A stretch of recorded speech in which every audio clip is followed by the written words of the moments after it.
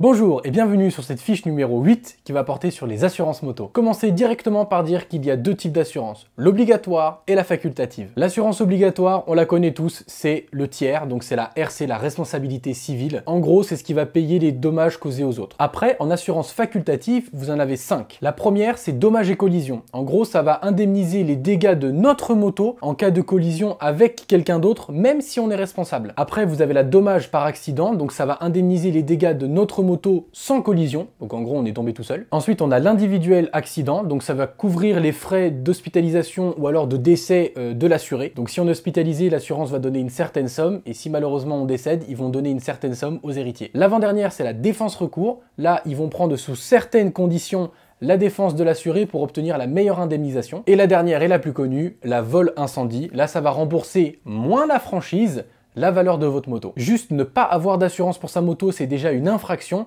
et c'est passible d'une amende et d'une peine d'emprisonnement. En revanche, si vous êtes pris en train de rouler sans assurance, là c'est un délit, là c'est plus grave, vous risquez une amende, une suspension ou alors une annulation de votre permis et même une confiscation de votre moto. Ne le faites surtout pas parce que en cas d'accident, c'est vous qui payerez absolument tout. Les frais de vos dégâts, les frais des dégâts des autres, les frais des dégâts à la voie publique. Si quelqu'un est hospitalisé ou alors est décédé de votre faute et que vous n'avez pas d'assurance, vous allez payer toute votre vie des sommes monstrueuses. L'assurance peut évidemment se retourner contre vous et décider de ne pas intervenir. Si par exemple vous n'avez pas l'âge, si vous avez été alcoolisé, vous avez consommé des stupéfiants, si vous avez fait une fausse déclaration, si vous avez débridé la moto, ou encore si vous avez causé les dommages volontairement, fraude à l'assurance, ou bien sûr que votre permis n'était pas valide. Et pour terminer, vous pouvez expliquer à l'inspecteur que si vous décidez de faire un contrat à l'amiable, vous avez 5 jours pour le rentrer, 48 heures en cas de vol. C'est tout pour cette fiche numéro 8, on se retrouve de suite pour la fiche numéro 9.